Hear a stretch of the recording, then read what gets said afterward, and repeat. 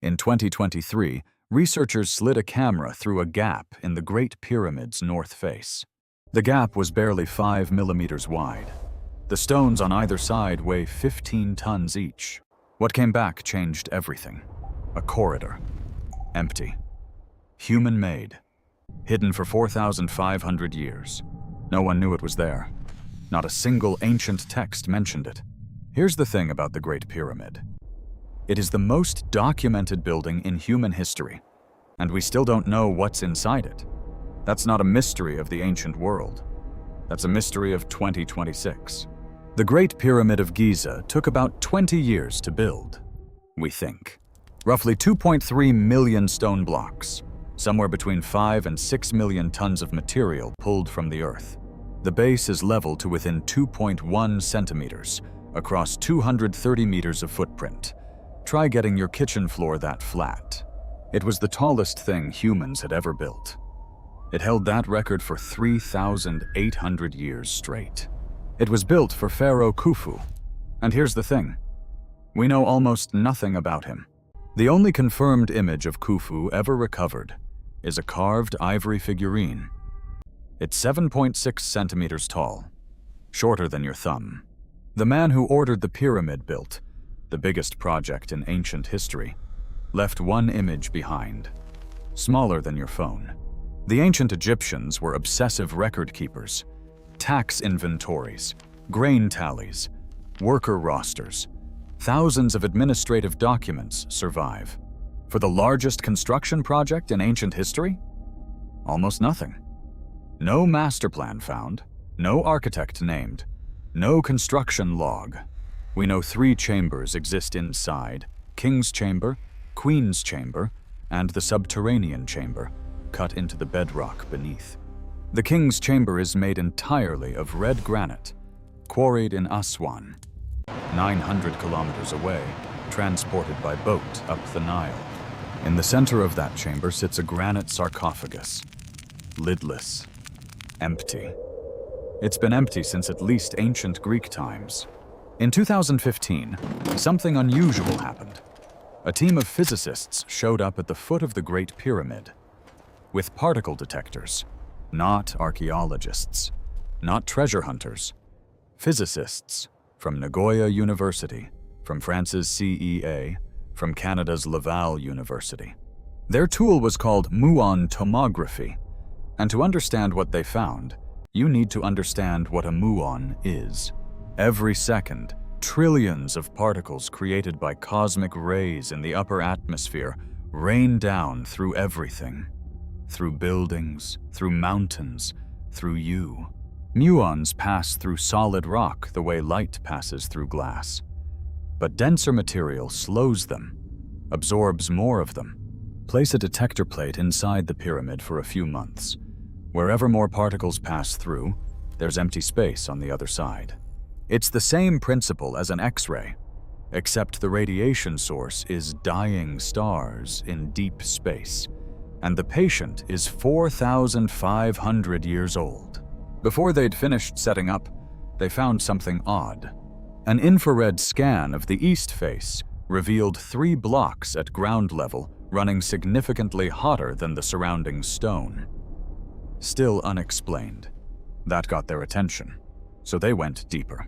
They pointed muon detectors into the pyramid's core, and they waited. The results came in during 2017. Kunihiro Morishima at Nagoya University was the first to see it clearly in the data. A space. Above the Grand Gallery. At least 30 meters long.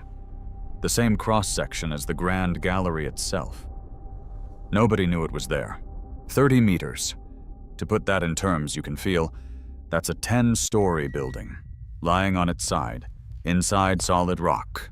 They didn't trust a single reading. They ran 3 entirely different detector systems independently. All 3 confirmed the same void. In November 2017, the results were published in Nature. Peer-reviewed. Confirmed.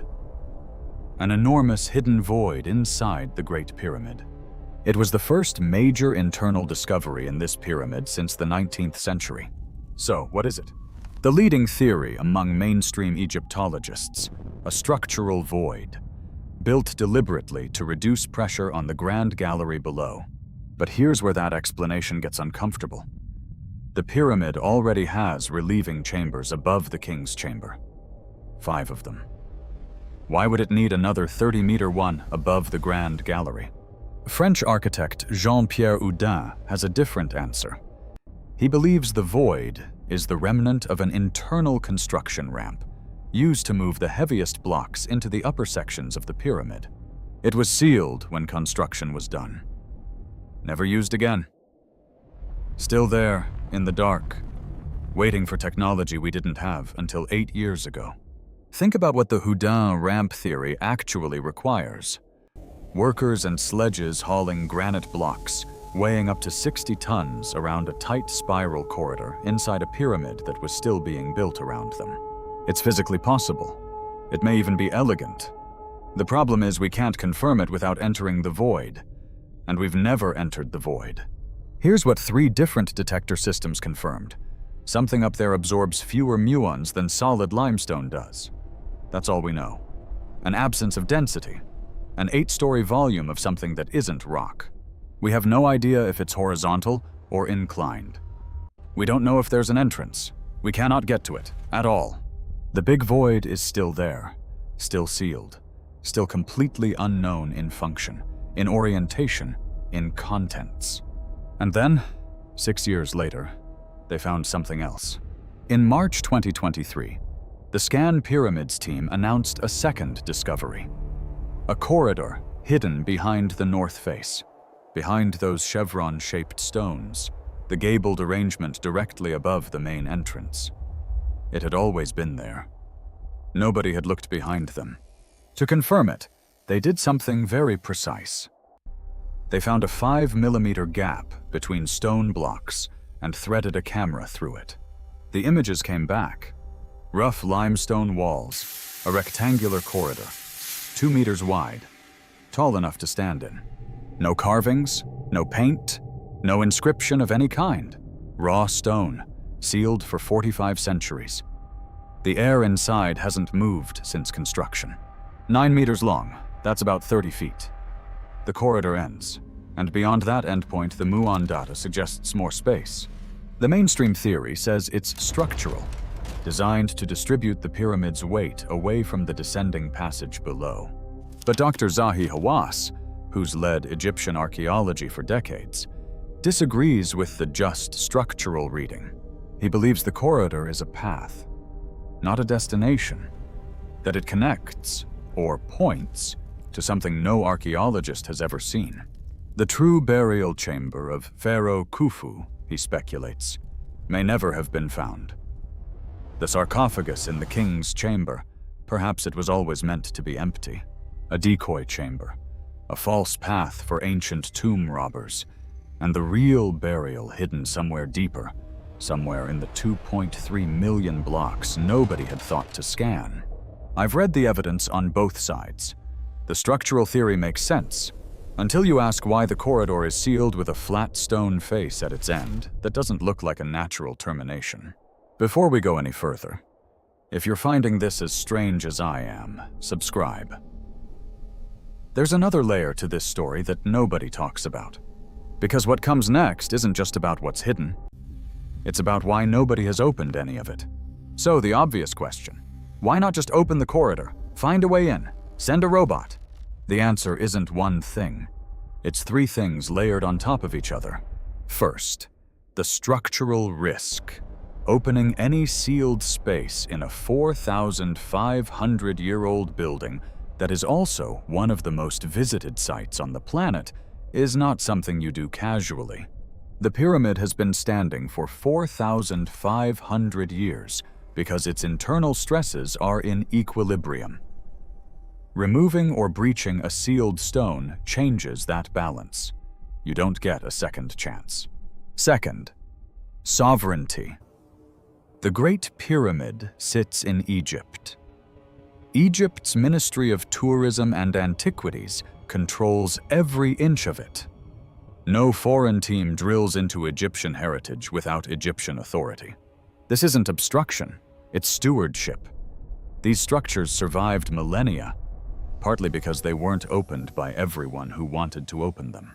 Third, Gantenbrink's door. In 1993, a German engineer named Rudolf Gantenbrink sent a small robot up the narrow shaft inside the Queen's chamber.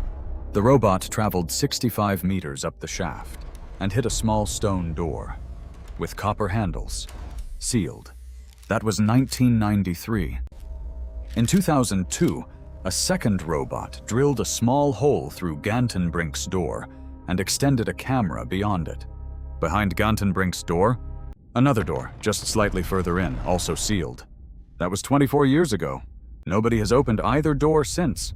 The question that stays with me: are the researchers being cautious? Or are they afraid of what they might find? Either answer changes how you think about this. I don't have a clean answer for that one. Nobody does. What we do know, as of this moment, all three major discoveries, the thermal anomaly, the big void, the North Face corridor, remain sealed and unexcavated. While the North Face corridor was still being studied, something happened at the other end of the Giza Plateau. Late 2025. The same scan pyramids technology applied to the Pyramid of Menkaure, the smallest of the three at Giza. 2 more voids found, or both air-filled, both behind the eastern granite facade, both pointing toward what researchers believe may be a hidden entrance to that pyramid's interior. Meanwhile, back in the Great Pyramid, a robot was deployed into the structure in late 2025. Not through the endoscope gap, something more deliberate. The robot confirmed a separate passageway. Not the North Face corridor, a different one, approximately 30 meters long, still inside the pyramid. Zahi Hawass has said publicly that an announcement is expected in 2026. He's chosen his words carefully, very carefully. If this announcement is what the evidence suggests, and I'm being careful here because we genuinely don't know, it could be the most significant archaeological find in modern history. And here's what strikes me. Muon tomography was developed for nuclear physics, particle accelerators, medical imaging. It was applied to pyramids almost as an afterthought. 10 years of scanning has revealed more about these structures than the previous 2 centuries of archaeology combined. And we haven't finished the first pyramid yet. Go back to that endoscope image. A camera filament sliding through a hair-width crack in 4,500-year-old stone. When the Greeks visited Giza 2,500 years ago, they thought they understood the pyramids. Built by slaves. Simple burial monuments. They were wrong on both counts. We now know the workers were skilled, paid craftsmen, not slaves. And the pyramid is clearly more than a tomb. In the 19th century, the leading Egyptologists thought they'd mapped everything worth finding. They left the big void undetected for another 150 years. Every generation has been certain. Every generation has been incomplete. The endoscope footage from 2023 is the most recent answer. 9 meters of sealed corridor. An empty space that is somehow both a discovery and a door.